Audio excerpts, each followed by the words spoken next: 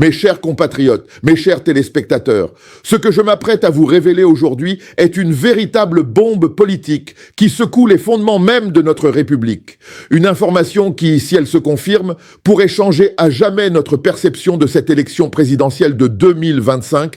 Écoutez bien ceci. Dans les coulisses du pouvoir, derrière les portes closes des palais présidentiels, un deal secret aurait été proposé. Un marché qui révèle la vraie nature de ce qui se joue actuellement au Cameroun. Paul Biya, notre président depuis 43 ans, aurait tendu la main à son principal challenger, Issa Chiroma Bakary, avec une proposition inédite dans notre histoire politique. Abandonne ta contestation et je te fais Premier ministre. Oui, vous avez bien entendu, le fauteuil de la primature contre le silence, le pouvoir contre la vérité des urnes. Est-ce là la démocratie que nous méritons? La nouvelle a fait l'effet d'une bombe. Une bombe politique larguée au-dessus d'un pays déjà survolté. Paul Biya, le président sortant, aurait tendu la main à Issa Chiroma Bakary, son principal adversaire, avec une proposition qui fait trembler toute la scène politique camerounaise, le poste de Premier ministre. Cette information, révélée par Jeune Afrique, secoue depuis hier les réseaux sociaux et met le feu aux conversations politiques. Les Camerounais, déjà suspendus à la proclamation des résultats officiels, voient soudain apparaître une manœuvre inattendue, un geste d'ouverture ou une tentative de récupération politique.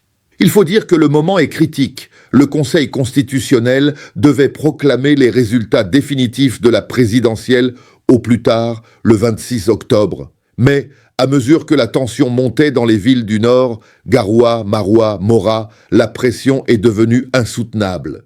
Les populations sont descendues dans la rue, réclamant la victoire d'Issa Chiroma Bakary, qu'elles considèrent comme acquise. Les chiffres publiés officieusement par la commission de recensement donnent Paul Biya vainqueur avec 53,66% des voix contre 35,19% pour Issa Chiroma. Mais du côté du challenger, les procès-verbaux compilés donnent une toute autre réalité.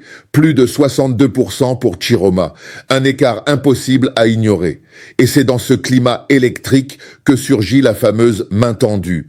Selon Jeune Afrique, Paul Biya aurait envoyé des émissaires à Garoua, notamment le gouverneur Jean Abaté, pour rencontrer Issa Chiroma Bakary. L'offre, la primature, la promotion de plusieurs de ses proches et une promesse de réforme du code électoral avant les législatives de 2026.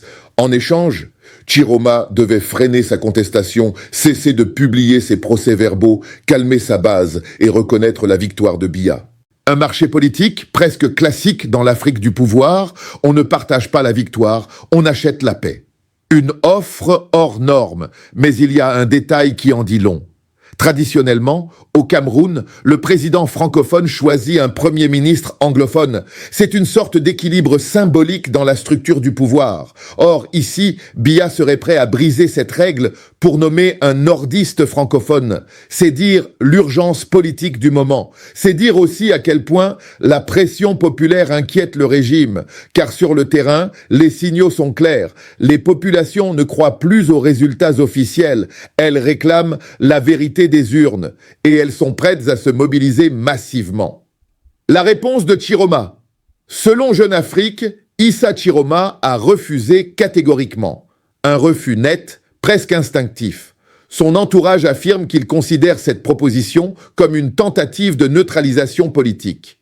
Tout ce que veut Issa Chiroma Bakary, c'est la reconnaissance de la vérité des urnes, confie un de ses proches aux médias panafricains.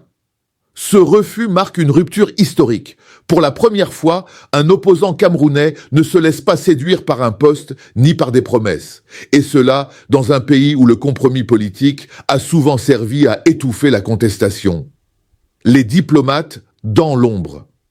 Un autre aspect souligné par Jeune Afrique mérite réflexion, la présence de diplomates étrangers dans ces négociations.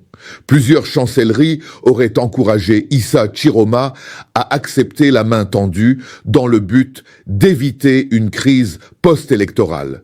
Mais cela pose une question fondamentale. Jusqu'où les puissances étrangères doivent-elles s'immiscer dans les affaires politiques africaines?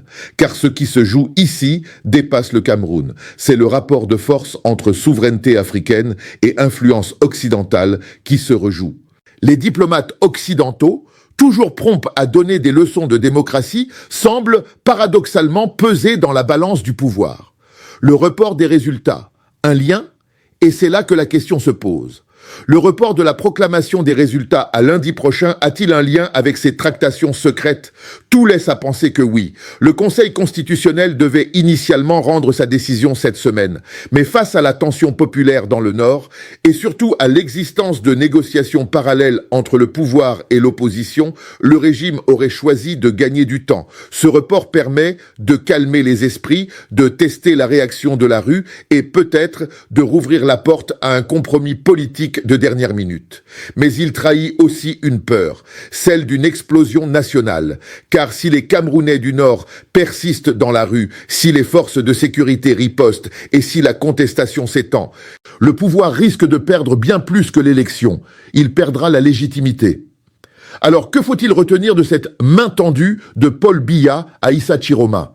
Deux lectures s'opposent. La lecture du pouvoir, un geste de paix, une tentative d'apaisement pour éviter le chaos. La lecture de l'opposition, une manœuvre désespérée, un calcul politique pour neutraliser l'adversaire.